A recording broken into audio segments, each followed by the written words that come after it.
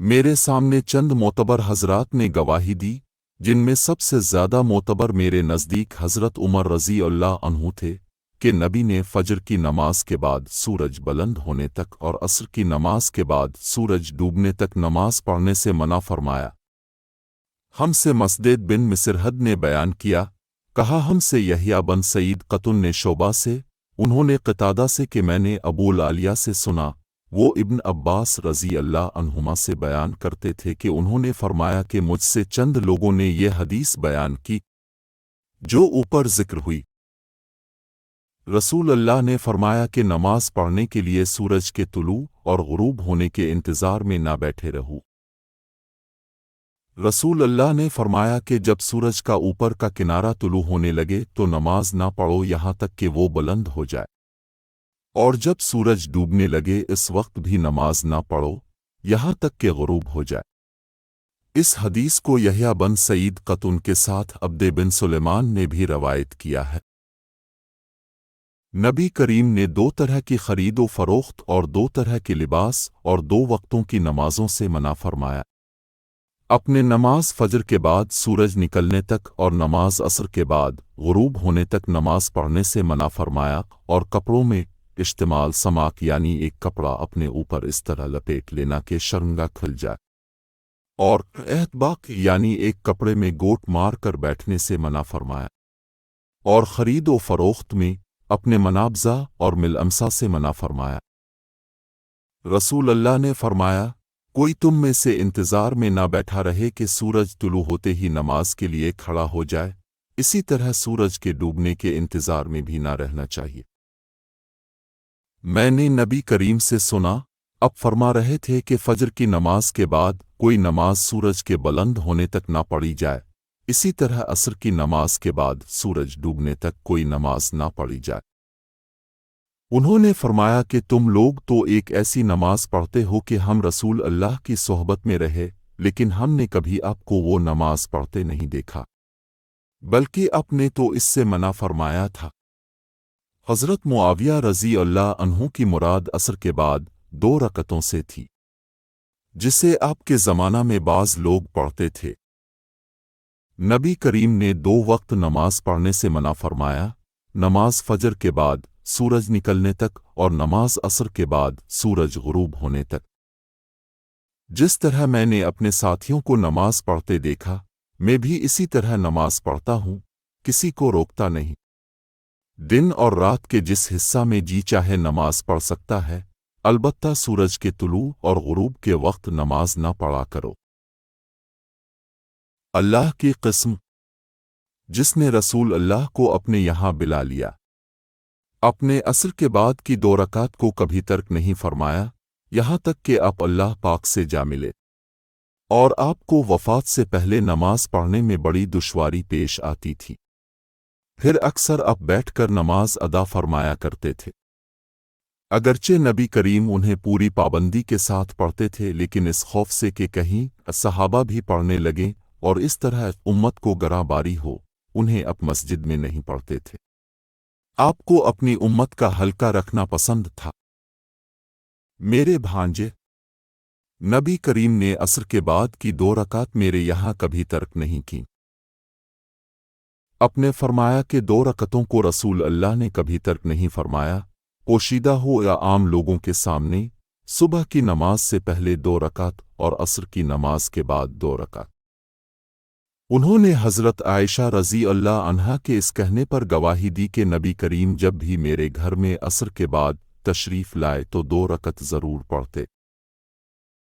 ہم ابر کے دن ایک مرتبہ بریدہ بن حصب رضی اللہ عنہ صحابی کے ساتھ تھے، انہوں نے فرمایا کہ نماز سویرے پڑھا کرو، کیونکہ نبی کریم نے فرمایا ہے کہ جس نے عصر کی نماز چھوڑی اس کا عمل اکارت ہو گیا۔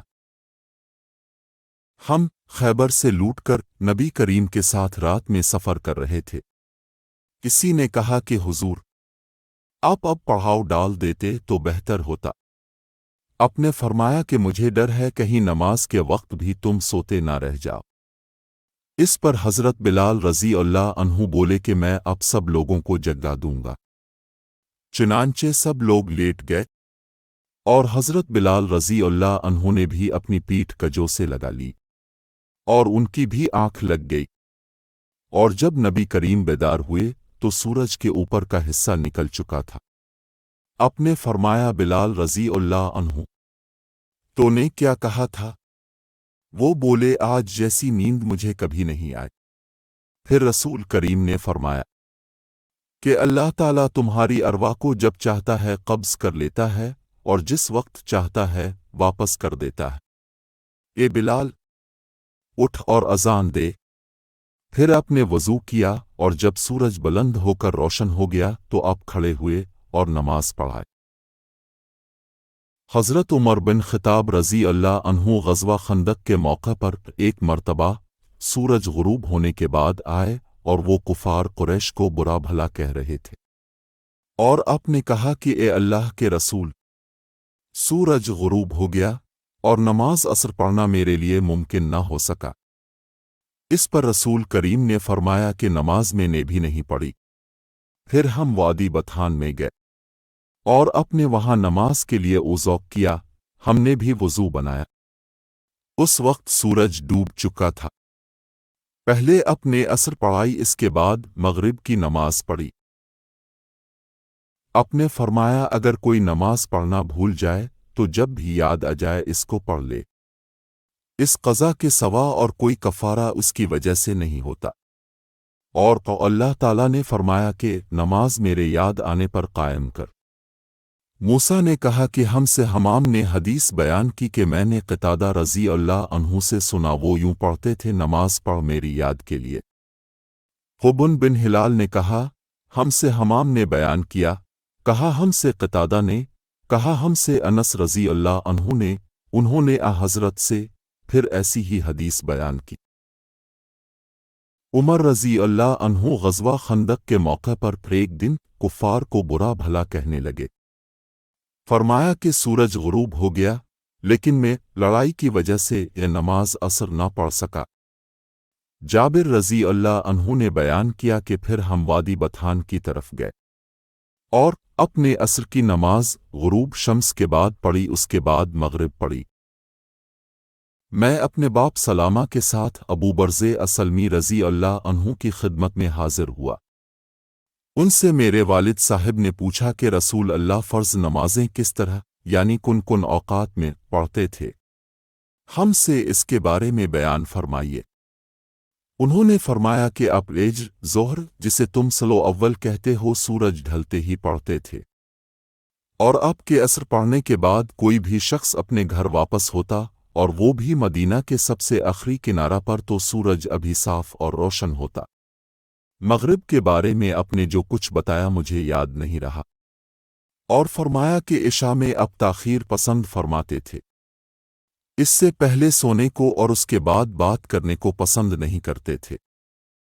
صبح کی نماز سے جب آپ فارغ ہوتے تو ہم اپنے قریب بیٹھے ہوئے دوسرے شخص کو پہچان لیتے۔ آپ فجر میں 60 سے 100 تک آیتیں پڑھتے تھے۔ ایک دن حضرت حسن بصری رحمت اللہ علیہ نے بڑی دیر کی، اور ہم آپ کا انتظار کرتے رہے۔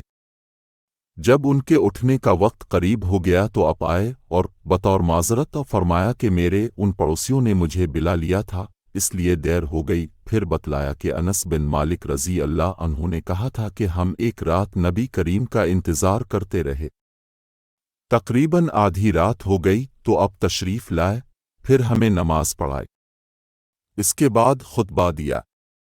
پس آپ نے فرمایا کہ دوسروں نے نماز پڑھ لی اور سو گئے، لیکن تم لوگ جب تک نماز کے انتظار میں رہے ہو گویا نماز ہی کی حالت میں رہے ہو۔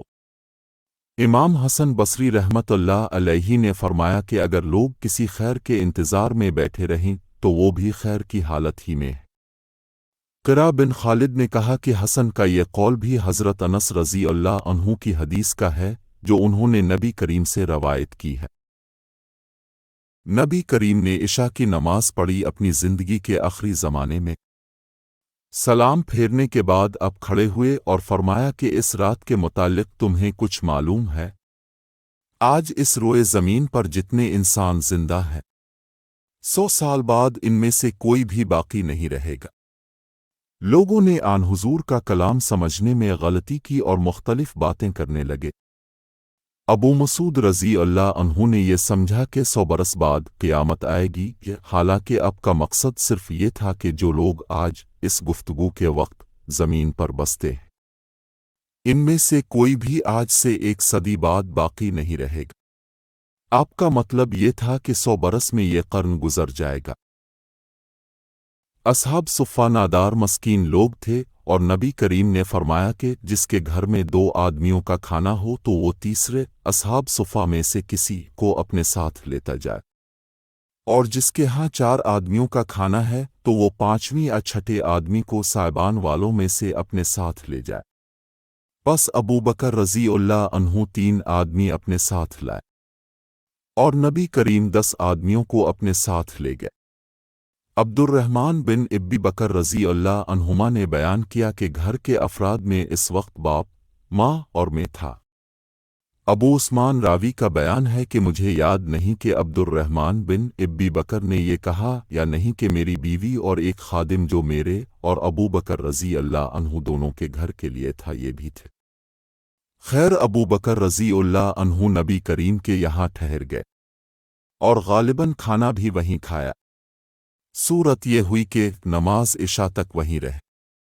फिर मस्जिद से नबी करीम के हुजरा मुबारक में आए और वहीं ठहरे रहे ताकि नबी करीम ने भी खाना खा लिया।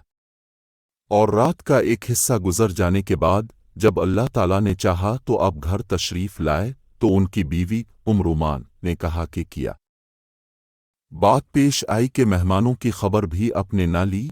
ये कहा कि मेहमान की खबर ना ली। आपने पूछा, क्या तुमने अभी उन्हें रात का खाना नहीं खिलाया?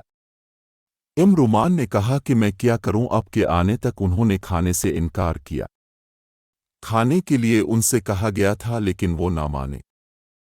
अब्दुर्रहमान बिन इब्बी बकर रज़ी अल्लाह अन्हुमा ने बयान किया कि मैं डर कर छप गया।